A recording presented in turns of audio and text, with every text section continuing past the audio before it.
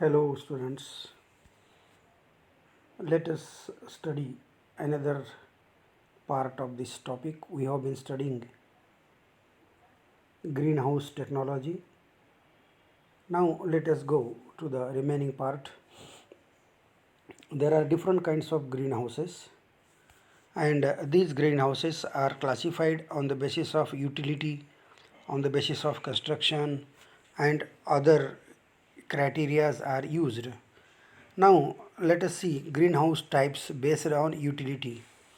Now, this utility of this greenhouse uh, is different for the different kinds of plants. Now, in this greenhouse, artificial cooling can be done, heating also can be done, but these things are expensive. But even then, these utility increases when these facilities are made available in the greenhouse. Now another kind of greenhouse that is based on construction. Now this construction means here the construction material or the structural materials which are used as a covering material. Depending on that, there are two kinds of greenhouses, that is a wooden framed structure, piped framed structure, and truss framed structure. So these are the three kinds of greenhouses based on construction. Remaining structure may be same, only the material used for covering are different. Now let us go to the greenhouse types on the basis of covering material. We have already studied that covering material means cladding material. Now this in this case of greenhouse, different kinds of cladding material or covering materials can be used, and as per the financial condition of the farmer, as per the requirement, as per the kind of crops to be grown or plants to be grown, this cladding material are used. So on this basis, these are the three kinds of greenhouses, like glass house, poly house, and shade net house. These things we have studied already, but these are the on the basis of their uh, types of types or construction material used. Now greenhouse types based on the cost of construction involved. Now this cost of construction uh, which is to be adapted depends upon the purpose of the greenhouse also. Now first of all, the high cost greenhouse. Now in this high cost, why the cost of this greenhouse is more? Because this is automatic and fully climate controlled structures. Means we can increase and decrease the temperature in the greenhouse by computerized system. Means nobody need to uh, go manually for that change. So this kind of greenhouse may require rupees 2000 to 3000 per meter square. So this is very costly. This can be adapted, but the durability of this structure is more, so hence this can be offered. Now another, that is a medium cost greenhouse. So this is a partially controlled, means some parts are manually controlled, some parts are automatically controlled. So the cost is almost 50% of the high cost system. So it costs 1000 to 1200 rupees per meter square. But in the third, that is in the low cost greenhouse system, the cost is quite less. It is only 600 to 800 rupees per meter square. So here what is this? There is no automation. These are naturally ventilated polyhouses. So these NVPH, naturally ventilated polyhouses, these are popular in Indian condition, because in our climatic condition temperature is quite more compared with the western countries. So this is useful in our country, particularly for flower and vegetables cultivation. So these are the types of greenhouses based on the costs required. Now, cost economics of higher cost greenhouse. Now, these are the detailed things, we need not to go for that, but just have a look that here in this case high cost greenhouse. Here this cladding material is to be used, and that will control the environmental factors inside the greenhouse. So here the specification and costs. When double layer polythene is used, it may require rupees 100 per meter square. Carbon dioxide generation and distribution 150, evaporative cooling system 200, heating system 100, humidification system 100, lighting 200, night curtain or shading system 150, drip system 220, nutrient application system 100, porous flooring 100, benches 150, structural cost 300, and miscellaneous costs may be different. Now remember that these costs are not fixed. As per the market condition, these costs may be less or more. So this high cost greenhouse per square meter, it may be rupees 2000. Now another, that is what is another important thing here in this case, that is the installation of greenhouse. Now before installing, what is important? Selection of site. This is very important for greenhouse. If the site selected is of poor quality or adverse condition, then it may put the farmer in loss. So we have to select the site which should be away from the industrial area, because this is required to avoid pollution injuries to the plant. So this is important. Then shade is to be provided,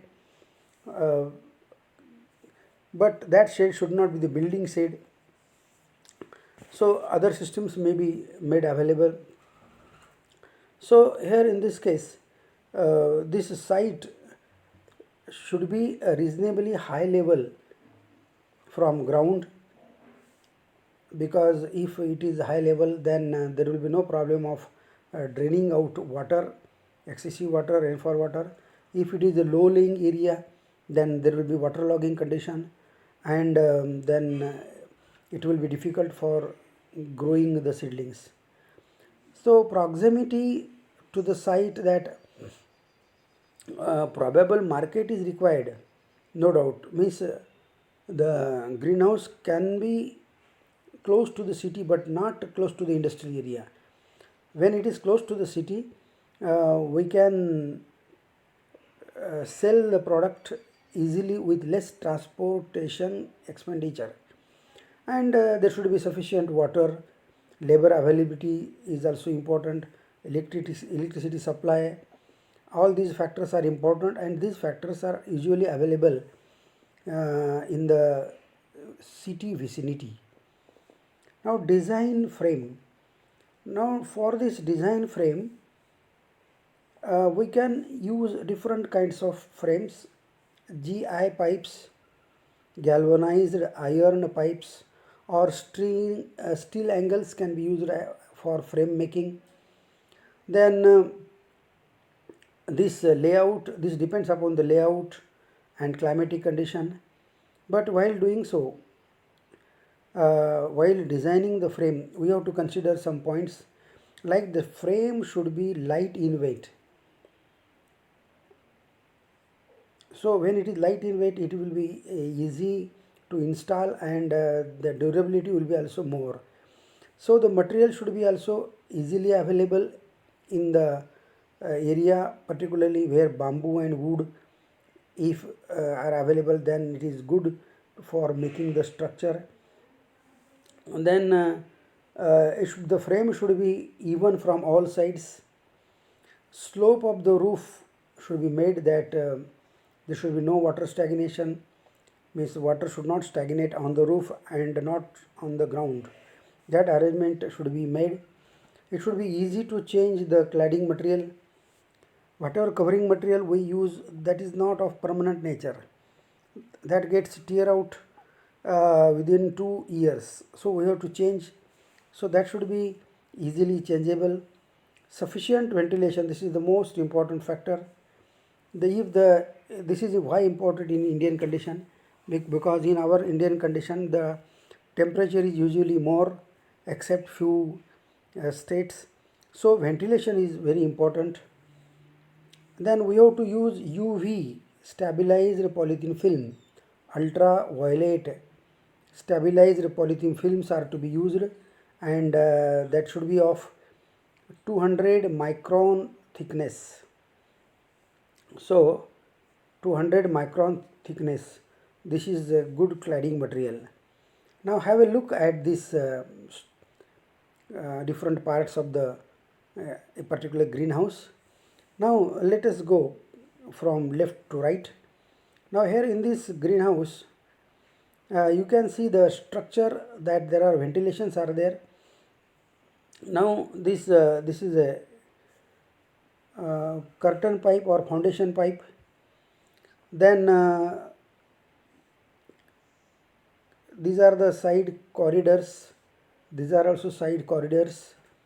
This is also a side corridor. Then here this is the main column. These are the main columns. Again here gutter purlin is there. It means water drain outing of water is there. Then another purlin lines. These purlin lines are here. These are to remove the water also. Then bracing is there. So here in this case there are small columns and different things are there. Now the space, remember that in between the main column 8-meter spacing should be there, and in the other sides 4-meter. This is 4-meter, again it is also 4-meter. So this is general structure of a greenhouse. Now wind direction is very important in Indian climatic condition. Now here have a look. Here these are the open vent. So from this open vent the air circulation takes place, and this air moves from this direction to this direction likewise. So movement of air, it is important. This generally it is expected that the wind direction is this. So whatever it may be, wind ventilation is very important. Then orientation of naturally ventilated greenhouse. Just we have studied this figure, that is the orientation figure. See, this is the orientation figure. Now some points are to be considered for naturally ventilated polyhouse, NVPH. Now remember that these are very important point, how ventilation is to be maintained. The opening of top vent should be towards east side. Gutter should be placed in north-south direction. Gutter, it is for flowing of excessive water, rainwater. And this is most important, that the slope of gutter should be 2%. Otherwise there will be no flowing of water.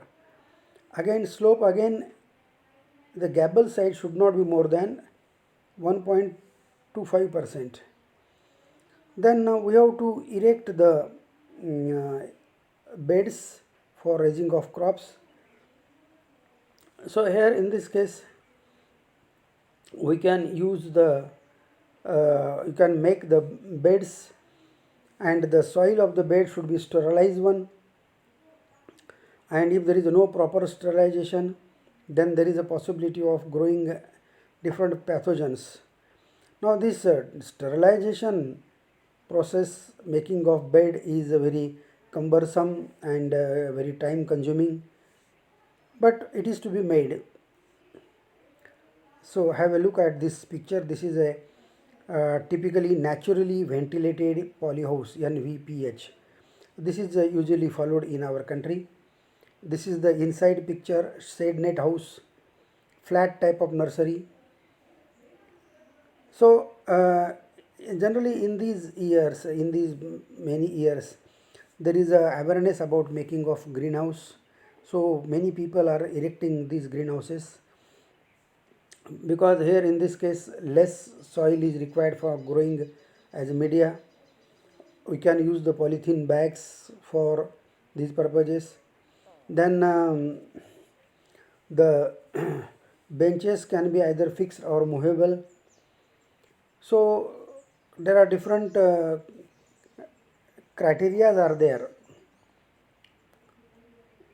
Approximately 80 to 85% area of the greenhouse is covered. So this is the thing.